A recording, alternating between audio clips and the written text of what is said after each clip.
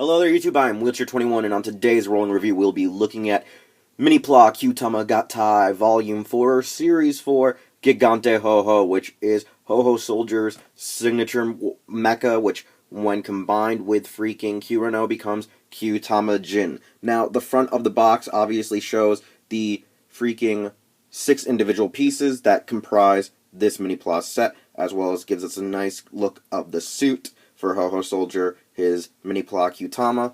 On the top, we have an actual rendition of the actual mecha suit. We have another glance at Houou Soldier.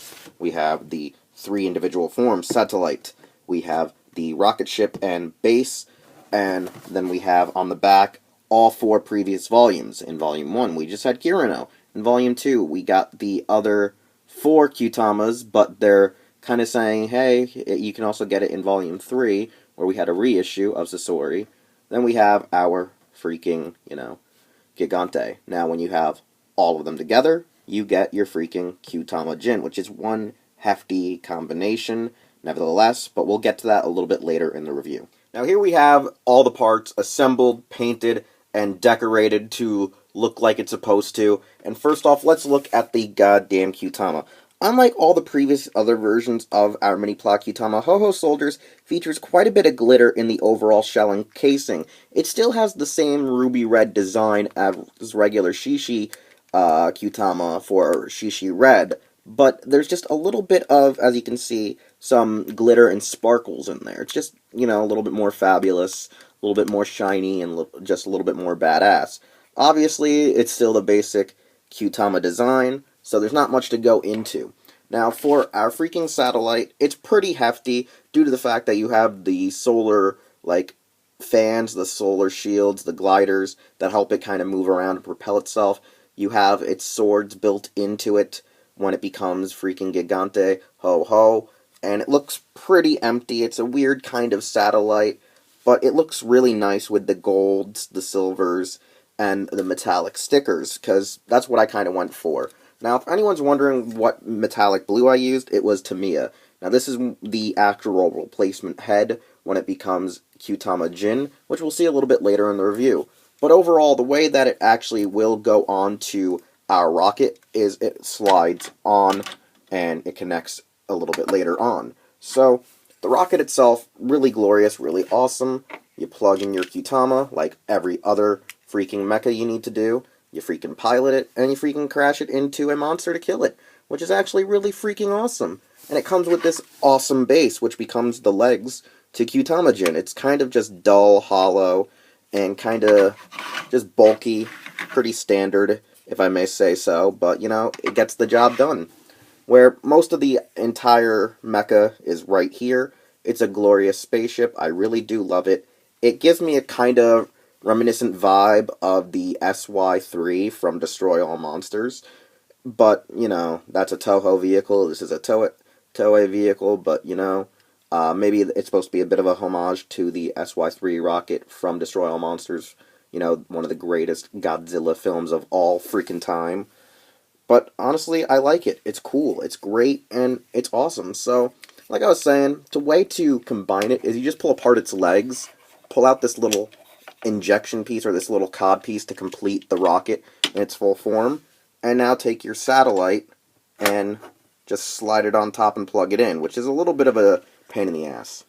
Once finally, plugging in all your pieces into the right spot, accordingly, off screen like I had to, you have your freaking awesome little robot and mecha. Now, the one thing I like is it still has quite a bit of articulation. You have hip, you have knee, you have an actual ankle joint, you have freaking elbow, you have a bit of a wrist articulation, you have shoulders, you have a double shoulder, one that swings out and one that rotates, you have a ball-jointed head, and you even have a waist, which is kind of hindered only due to your side cannons that are mounted on its thighs. However, one can easily just swing them out, fully extend them when you're, moving side to side. But that's really nice, really solid. You have, like I said, multiple points of articulation, probably over 26 points of articulation, which makes it a solid action figure. I mean, it's incredible, it's good. If you paint it up right, it can look nice, or you can just leave it plain, like I have in some areas where you see the nice metallic stickers, which really stand out. I don't really like the nice, I wouldn't say it's nice, but I don't really like the basic cream color in the actual stickers. If it could be a lot whiter, it'd be a lot nicer. I just think that looks a lot better. I like the actual little mini katanas it has built into its solar wind panels, and it's overall just a really dainty, nice, compact figurine of our, suit, our show model representation, and I do like it. There's nothing that I really hate about it except how the wings kind of just jut off the forearms. Honestly, I would like to put them on the back here by removing the little cod piece here for Kyutamajin, then plugging them here so they're not as much in the way. That's just a variant one can do with the overall figure to make it nice and, not be so hindered in the forearms and be jutting out and knocking over your entire collection. And I think that's one of the best ways that you probably could do to fix the figure overall. You do have some pieces left over, which is your base and your little cod piece for when it's in the freaking rocket form. However, standing it next to at least Kyuranger, they're practically the same height. They're at eye level with one another, which means everything's about scaled with the overall Voyagers themselves. Now, the only thing is the reason why I'm not bringing in Ryuteo is due to the fact that we have to start taking Kyuranger apart to fuse it with Gigant Houou to make a Kyutamajin. So I'm going to do that transition and then tell you my final evaluation.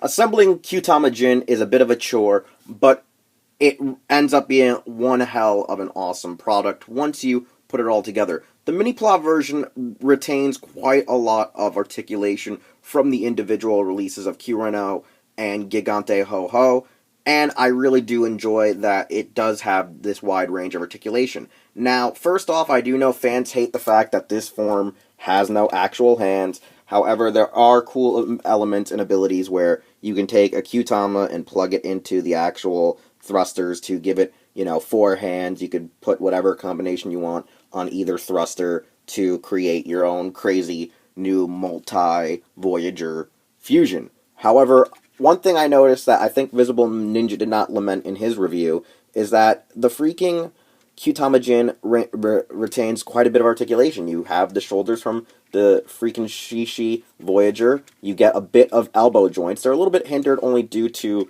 your Kajiki and your Chameleon Kyutama, but it's still there overall. You still have a bit of the hand joint, which is originally your foot for Gigant Houou with the thrusters, and you actually retain your thigh joints from the actual Kyuranger. You have sort of the knees up here, and you have an additional knee down here, but I don't recommend using this one as your real true knee. It looks stupid, it looks dumb, and it looks ugly. It's also one of the weaker joints on the overall combination because of how they go in by just regular pegs. They pop off your Kyutama really easily, and it's a real bitch to put them back on and make sure they're snug and tight.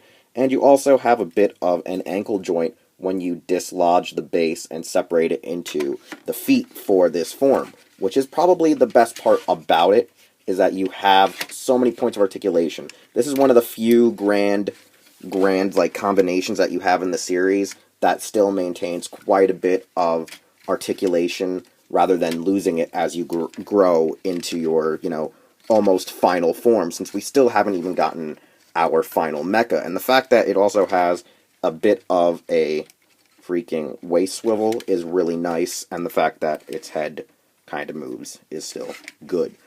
Overall, I do think the biggest problem is it does look back heavy, but the actual base stabilizes it enough that it doesn't freaking wobble and shake as much, so that's one good thing. Its height is actually pretty incredible. Since I have Wild Tosai Juo nearby, I can actually take a quick comparison. Here you can see that the two are almost the same height when you include the actual Kyutama on the top of the head to the shoulder. This is practically the same height here. They're just not eye level. It's pretty much even here to the bit of the shoulder, where this is up to the head. So roughly, they're close to being the same height, but they're not eye level. That's the only real difference, but that means it's only roughly about 7 to 8 inches tall, but that's still one mighty combination thus far. So I gotta say, I like the fact that one, it maintains quite a bit of articulation is a good thing. It's still a sturdy SOB when you combine it, and the fact that in its individual release, it's probably my favorite thus far, and I'm pretty sure Houou Soldier is a lot of people's favorites in the series. Nevertheless, I think that people should go out and get this Mini-Pla series and try to complete it, since they do sell them in individual sets for about $20 a pop, and you spend about $80 or so just to get all of them, and that's cheaper than getting all the deluxe mecha thus far, and you can build it, paint it, and customize it whichever way you want, is why I really love Mini-Pla. Nevertheless, if you love Mini-Pla like I do, you can always leave a like and a comment down below, subscribe to my channel if you already haven't, as well as follow me on Facebook, Twitter, and Instagram. I'll see you all next time. This is Wheelchair21, and I'm going to Kyutama QQ the hell out of here.